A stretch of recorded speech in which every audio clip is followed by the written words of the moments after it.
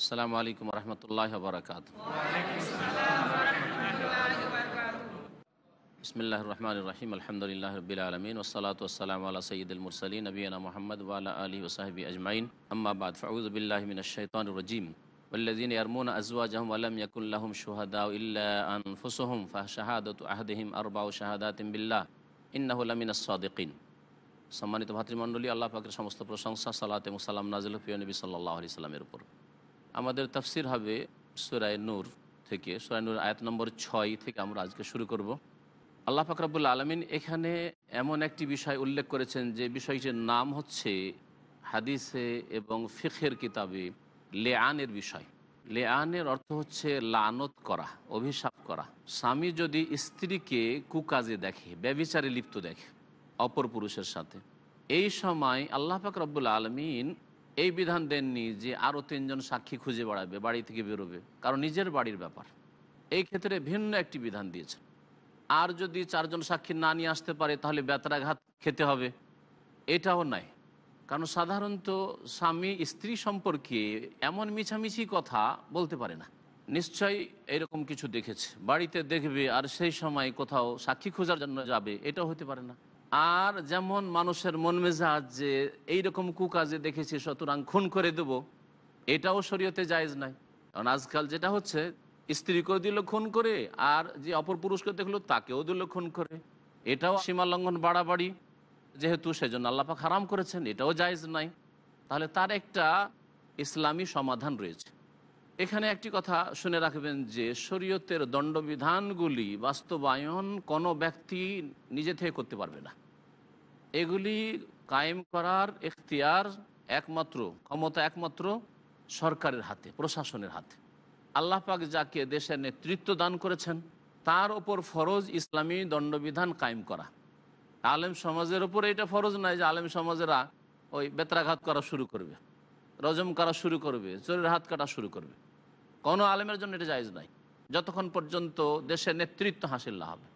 জনসাধারণের জন্যও জায়েজ নয়, মণ্ডল মাতবরদের জন্যও জায়েজ নয়, বরং এই ক্ষমতা একমাত্র দেশের নেতৃত্ব যাদের হাতে রয়েছে তাদের।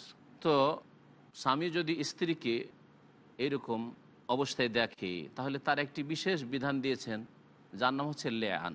অর্থাৎ এর একটা বিশেষ পদ্ধতি রয়েছে। ওয়াল্লাযীনা ইয়ারমুনা আজওয়াজাহুম, আর ওই সব পুরুষরা যারা নিজেদের স্ত্রীদেরকে অপবাদ দেয় যে আমার স্ত্রীকে আমি এই রকম কুকাজে ব্যভিচারে লিপ্ত দেখেছি। ওয়ালাম ইয়াকুল লাহুম শুহাদা, আর তাদের কাছে কোনো সাক্ষীও নেই।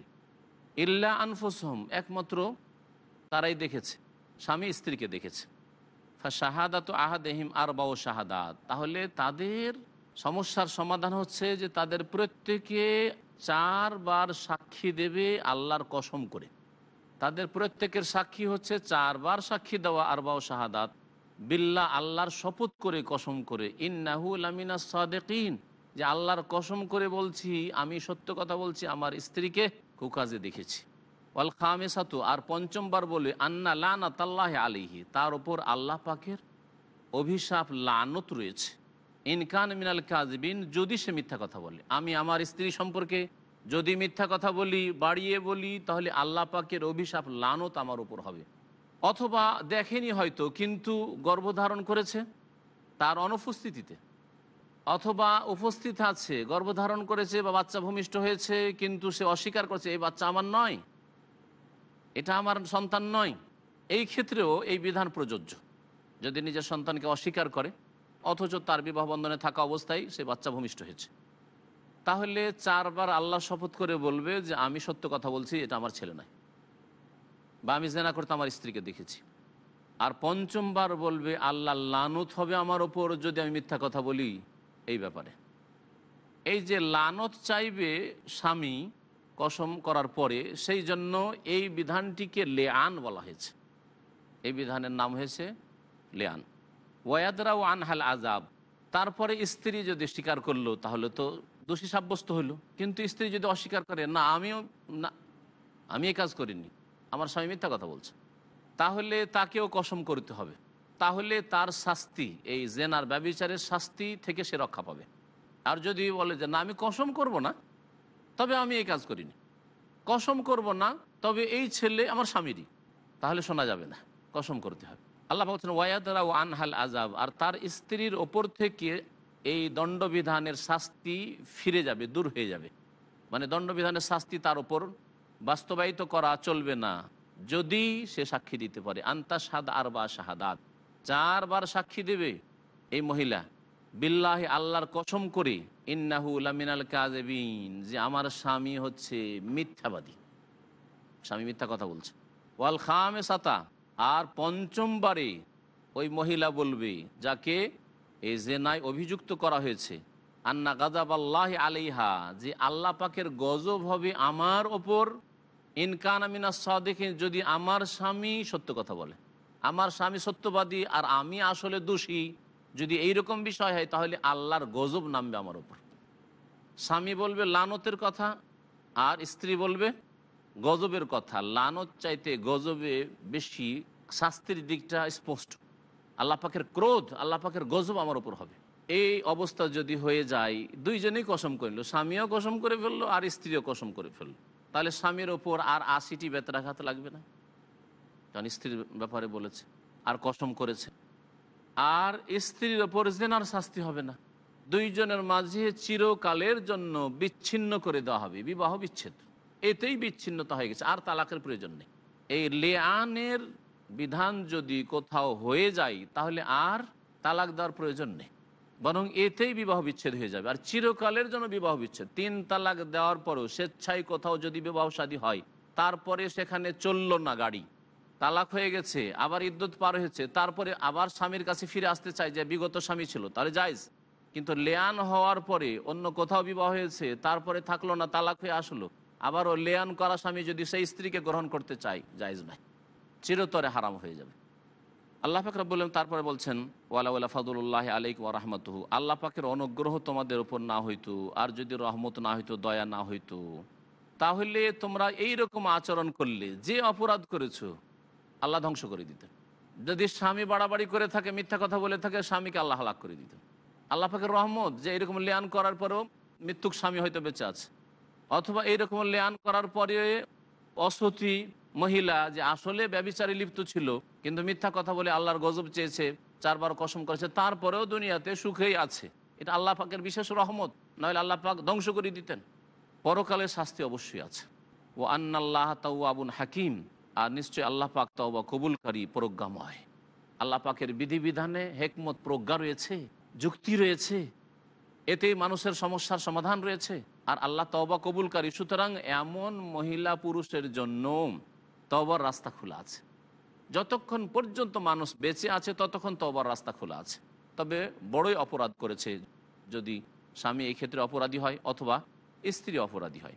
আল্লাহ পাক তারপরে এমন একটি বিষয় উল্লেখ করেছেন যেটা নবী করিম সাল্লাল্লাহু আলাইহি সাল্লামের পরিবারের ঘটনা। মুনাফিকরা আয়েশা রাদিয়াল্লাহু তাআলা আনহার ওপর মিথ্যা অপবাদ দিয়েছিল ব্যভিচার। মুনাফিকরা এমন কোনো সুযোগ ছেড়ে দেয়নি ইসলামের ক্ষতি করার জন্য, আল্লাহর দিনের ক্ষতি করার জন্য, মুসলিমদের ক্ষতি করার জন্য, এমনকি রাসূলুল্লাহ সাল্লাল্লাহু আলাইহি সাল্লামের ক্ষতি করার জন্য। যে কোনো সময় তারা যে কোনো সম্ভাব্য পথ অবলম্বন করেছে রাসূলুল্লাহ সাল্লাল্লাহু আলাইহি সাল্লামের ক্ষতির জন্য। যখন তারা বল প্রয়োগের মাধ্যমে, অস্ত্রের মাধ্যমে পারল না, ইসলাম কবুল করলো, ভান করলো ইসলামের, ভান করে বাইরে থেকে শত্রুদেরকে ডাকতো, আসো আমরা মদিনায় আছি, তোমাদের সাথ দেব। খন্দকের যুদ্ধে এইভাবে কাফেরদের সাথ দিয়েছিল মুনাফিকরা। যুগে যুগে মুনাফিকদের চরিত্র এইরকম থেকেছে। এসব করেও যখন পারল না, তাহলে নবী পরিবারকে বদনাম করতে হবে। আরে এমন নবীর কথা শুনছো যার পরিবারই ঠিক নেই, তার ঘরের অবস্থায় এইরকম, তাহলে তার কথা আর কি শুনবে? এই রকমের ষড়যন্ত্র তারা করেছিল, কিন্তু আল্লাহ পাক রব্বুল আলামিন তাদেরকে নাকাম করেছিলেন। কখনো জালিম, কাফের, আল্লাহর শত্রু, মুনাফিক কখনো সফলকাম হবে না। নবী করিম সাল্লাল্লাহু আলাইহি সাল্লাম সফরে যখনই যেতেন, কোনো এক বিবিকে নিতেন, তার জন্য কোরা করতেন, লটারি করতেন। এই মোরাইসির যুদ্ধে, বানুল মুস্তালিকের যুদ্ধ যার অপর নাম, রাসূলুল্লাহ সাল্লাল্লাহু আলাইহি ওয়াসাল্লাম কোরা করেছিলেন। মায়েশা রাদিয়াল্লাহু তাআলা আনহার নাম উঠেছিল, তাকে সাথে নিয়ে গেছিলেন। মায়েশা রাদিয়াল্লাহু তাআলা ফেরার পথে রাস্তায় কোনো জায়গায় অবস্থান করেছিলেন সাহাবায়ে কেরামরা। রাসূলুল্লাহ সাল্লাল্লাহু আলাইহি ওয়াসাল্লাম শৌচ কার্যের প্রয়োজন হয়েছে, গিয়েছেন একটু দূরে, লোকজনের থেকে দূরে, রাত্রের অন্ধকারে, রাত্রির সময় ছিল, ওখানে গিয়ে হার হারিয়ে যায়। ফিরে আসেন কিন্তু হার হারিয়ে গেছে, আবার ফিরে যান হার তলাশ করার জন্য। হার সন্ধান করতেই ছিলেন, সন্ধান করে হার পেয়েছে। এই সফরে হার পেয়েছিলেন, এই সফরে হার হারিয়েছিল, আর এক সফরে হার হারিয়েছিল। যাই হোক, সেখান থেকে হার সন্ধান করে ফিরে আসলেন। এসে দেখেন যে নবী সাল্লাল্লাহু আলাইহি সাল্লাম, সাহাবায়ে কেরামরা সেখান থেকে প্রস্থান করেছেন, চলে গেছেন। কিভাবে চলে গেলেন? জেনে শুনে ছেড়ে গেছেন? না। মা আয়েশা বলছেন যে সেই যুগে আমাদের খাবার ছিল খুব হালকা, তেমন ভালো খাবার পেতাম না, সুতরাং শরীর খুব হালকা ছিল। আমার যেটা হাউদা ছিল, উটের ওপর যেটা রাখা হয় মহিলাদের বসার জন্য আরাম বিশ্রামের সাথে, সেটাকে হাউদা বলা হয়। সেটাকে লোকেরা উঠিয়ে রেখে দিয়েছে, উঠার সময় বুঝতে পারেনি যে এর ভিতরে আয়েশা রাদিয়াল্লাহু তাআলা আনহা নেই, আর খালি হাউদা নিয়ে চলে গেছে কাফেলার সাথে। আয়েশা রাদিয়াল্লাহু তাআলা আনহা আসছেন, দেখছেন কেউ নেই এখানে। এখানে অল্প সময়ের বিরতি দিয়ে আমরা আমাদের আলোচনার দিকে আবার ফিরে আসব।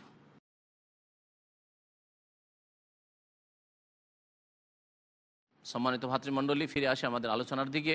আলোচনার বিষয়বস্তু ছিল আয়েশা রাদিয়াল্লাহু তাআলা আনহার ওপর মিথ্যা অপবাদ মুনাফিকদের পক্ষ থেকে। আয়েশা রাদিয়াল্লাহু তাআলা ফিরে এসে দেখলেন যে কোনো লোক নেই, সেখানে শুয়ে পড়লেন, চাদর জড়িয়ে শুয়ে পড়লেন। আশা করছেন যে যখন দেখবে যে আয়েশা নেই, তখন লোকেরা ফিরে আসবে, রাসূলুল্লাহ সাল্লাল্লাহু আলাইহি ওয়াসাল্লাম কোনো লোক পাঠাবেন, নিজে আসবেন, আমাকে নিয়ে যাবে। নবী সাল্লাল্লাহু আলাইহি ওয়াসাল্লাম সফরে একজন সাহাবীকে রাখতেন, সব শেষে তুমি আসবে। সবাই চলে আসার পরে দেখবে কারো কোনো মাল সামান ছুটে গেল নাকি, ছাড়া পড়লো নাকি, এসব দেখে আসবে। সাফওয়ান বিন মুআত্তাল রাদিয়াল্লাহু তাআলা আনহুকে এই কাজে নিযুক্ত করেছিলেন। তিনি পরে এসে দেখেন যে আরে এখানে শুয়ে আছে একজন। কাছে এসে দেখেন নবী সাল্লাল্লাহু আলাইহি সাল্লামের বিবিরা পর্দার হুকুম নাজেল হওয়ার আগে চেহারা খুলে চলাফেরা করতেন, কারণ জায়েজ ছিল সেটা। সেই সময় আয়েশা রাদিয়াল্লাহু তাআলা আনহাকে সাফওয়ান দেখেছিলেন, চিনতেন। দেখেই বুঝতে পারলেন যে তো আয়েশা থেকে গেছে। ইন্না লিল্লাহি ওয়া ইন্না ইলাইহি রাজিউন পড়লেন। সাথে সাথে মা আয়েশা বলছেন, আমি চাদর দিয়ে মুখ ঢেকে নিলাম। তিনি তার উটটা নিয়ে আসলেন, অর্থাৎ সাফওয়ান, আর ইশারা করলেন, বললেন যে আমার উটের পিঠে আপনি হাওদাতে চেপে যান। এইভাবে সাফওয়ান রাদিয়াল্লাহু তাআলা উটের রশি ধরে টানতে টানতে নিয়ে আসলেন। দিন হয়ে গেছে, আর একটা জায়গায় সামনে গিয়ে লোকের অবস্থান করেছে, সেখানে রাসূলুল্লাহ সাল্লাল্লাহু আলাইহি ওয়াসাল্লাম সাহাবায়ে কেরামদের সাথে আছেন, পৌঁছিলেন। মুনাফিকরা দেখে সমালোচনা শুরু করলো, আরে নবীর বিবি থেকে গেছে আর তার সাথে একটা অপর পুরুষ আসছে, এরা কি আর ভালো হয়ে ফিরে এসছে? কখনো ভালো হয়ে ফিরে আসতে পারে না। মিথ্যাপবাদের চর্চা শুরু হয়ে গেল। রাসূলুল্লাহ সাল্লাল্লাহু আলাইহি ওয়াসাল্লামের কানে এরকম কথা পৌঁছিল। তাড়াতাড়ি তিনি সেখান থেকে প্রস্থান করলেন। মদিনা কাছাকাছি ছিল, মদিনায় পৌঁছলেন। মদিনা গিয়ে 1 মাস ধরে আল্লাহর পক্ষ থেকে কোনো ওহীও নাযিল হচ্ছে না, আর মুনাফিকরা শুধু এগুলি কথাই বাজারে ছড়াচ্ছে, জানো আরে নবীর বিবি, আবু বকরের মেয়ে, এইরকম ঘটনা। মরিচ মশলা দিয়ে বাড়িয়ে একেবারে বিশাল ব্যাপার স্যাপার করে দিল। রাসূলুল্লাহ সাল্লাল্লাহু আলাইহি ওয়াসাল্লাম বিব্রত, কিছু বলতে পারছেন না, একটু সন্দেহ করছেন, আল্লাহর পক্ষ থেকে কোনো কথাও আসে না। শুধু এসে হালকা হালকা জিজ্ঞাসা করে, আয়েশা কেমন আছো? কেমন আছে আয়েশা? আয়েশার সাথে আন্তরিকতার সাথে যে কথা বলতেন রাসূলুল্লাহ সাল্লাল্লাহু আলাইহি ওয়াসাল্লাম, ওইরকম কথা দেখছেন না। আয়েশা রাদিয়াল্লাহু তাআলা অসুস্থ হয়ে পড়েছিলেন, বললেন, ইয়া রাসূলুল্লাহ, আমি একটু মায়ের বাড়ি যাই, মায়ের কাছে থাকি, একটু সেবা যত্ন হবে, কারণ আমি অসুস্থ, শরীরটাও ভালো নেই। 1 মাস কেটে গেল এই অবস্থায়। শেষ দিকে জানতে পারছেন আয়েশা রাদিয়াল্লাহু তাআলা আনহা যে আমার সম্পর্কে মুনাফিকরা এরকম বলাবলি করছে। এই মুনাফিকদের এই প্রোপাগান্ডায় কয়েকজন মুসলিমও বিভ্রান্ত হয়েছিল। মিস্তাহ নামক এক ব্যক্তি, হাসান বিন সাবিত, মহিলাদের মধ্যে হামনা বিনতে জাহাস, এরা বিভ্রান্ত হয়েছিল। এরাও বলেছে হয়তো পারে হয়েছে, তারাও এই রকমের কথা বলেছিল। এই জন্য এই 3 জন ভালো সাহাবীও বিভ্রান্ত হওয়ার কারণে তাদের ওপর তহমতের, মিথ্যা অপবাদের জন্য যে 80টি বেত্রাঘাতের শাস্তি রয়েছে নবী করিম সাল্লাল্লাহু আলাইহি ওয়াসাল্লাম আয়াতগুলি নাজিল হওয়ার পরে, আয়েশা রাদিয়াল্লাহু তাআলার পবিত্রতা সম্পর্কে যখন আয়াতগুলি নাজিল হয়ে গেল, তারপরে হদ কায়েম করা হয়েছিল, এই দণ্ডবিধান কায়েম করা হয়েছিল। মুনাফিককে আল্লাহ পাক রব্বুল আলামিন দুনিয়াতে সাজা দেবেন না, আখিরাতে জাহান্নামের সবচেয়ে নিম্ন স্তরে তার স্থান। আর এছাড়া রাইসুল মুনাফিকিন, যত মুনাফিক কিয়ামত পর্যন্ত আসবে তাদের নেতা আব্দুল্লাহ বিন ওবাই, বিভিন্ন কারণে তাকে দুনিয়ার শাস্তি দেওয়া হয়নি, তার জন্য আল্লাহ পাকের কঠোর আযাব রয়েছে, তার কথাই আয়াতে আল্লাহ পাক উল্লেখ করেছেন। আমরা এখন আয়াত দিয়ে জানার চেষ্টা করি। আল্লাহ পাক নবী করিম সাল্লাল্লাহু আলাইহি ওয়াসাল্লামের বিবি আয়েশা সিদ্দিকা রাদিয়াল্লাহু তাআলা আনহা, সিদ্দিকের মেয়ে, তার বারাআত, দোষমুক্ত হওয়া সম্পর্কে, তার সতী সাধ্বী ঘোষণা সম্পর্কে একটি আয়াতই যথেষ্ট ছিল। অথবা রাসূলুল্লাহ সাল্লাল্লাহু আলাইহি সাল্লামকে জানিয়ে দেওয়া ওহীর মাধ্যমে স্বপ্নযোগে যথেষ্ট ছিল, একটা হাদিস যথেষ্ট ছিল। কিন্তু না, আল্লাহ পাক রব্বুল আলামিন 16টি আয়াত নাজিল করেছেন। আল্লাহ পাক রব্বুল আলামিন আয়েশা রাদিয়াল্লাহু তাআলা আনহা সম্পর্কে 16টি আয়াত নাজিল করেছেন, আয়াত নম্বর 11 থেকে 26 পর্যন্ত।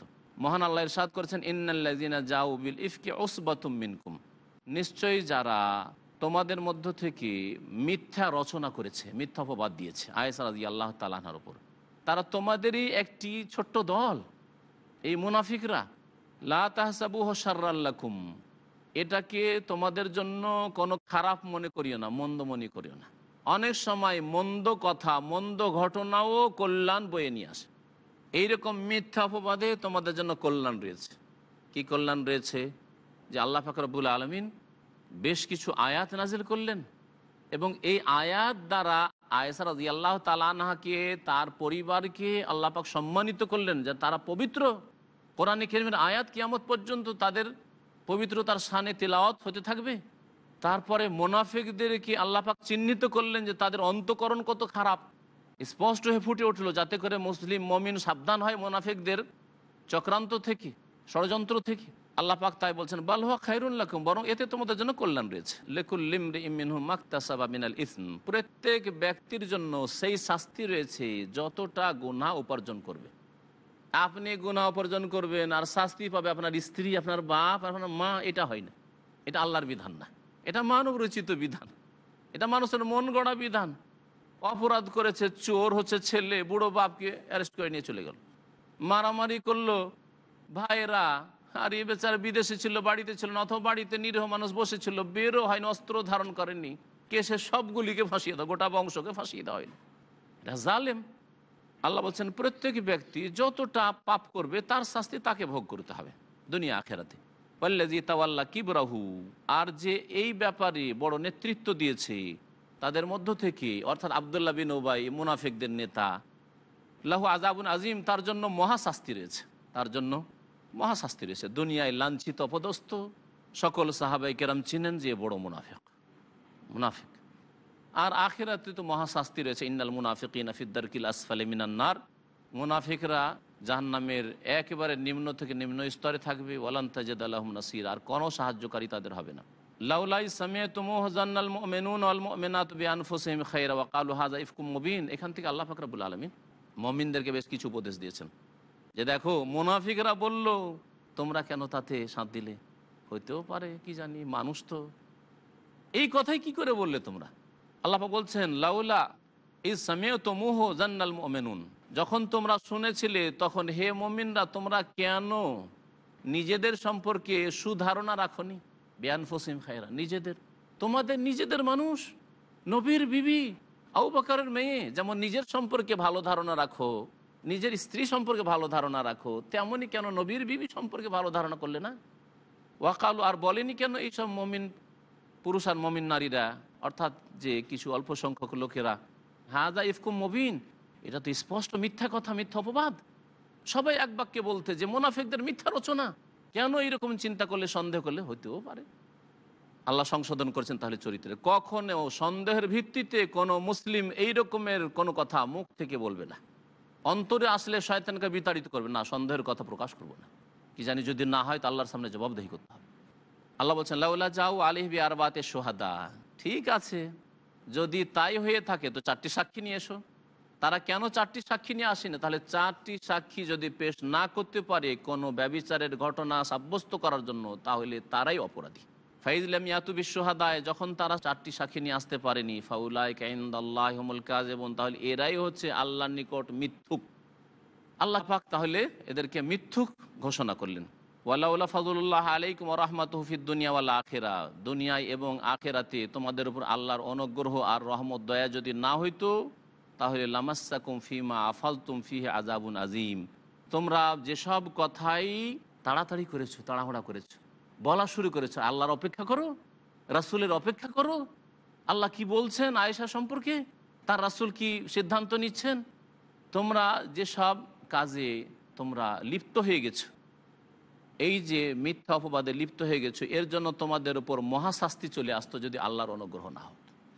আল্লাহ পাক বলছেন, ইজ তালাক্কাউনাহু বিআলসিনাতিকুম ওয়া তাকুলুনা বিআফওয়াহিকুম মা লাইসা লাকুম বিহি ইলম। যখন তোমরা নিজের জবানে এসব কথা চর্চা করছিলে, একজন আরেকজনকে বলছিলে, শুনেছো এইরকম কথা শুনছি, আয়েশার নাকি এরকম হয়েছে।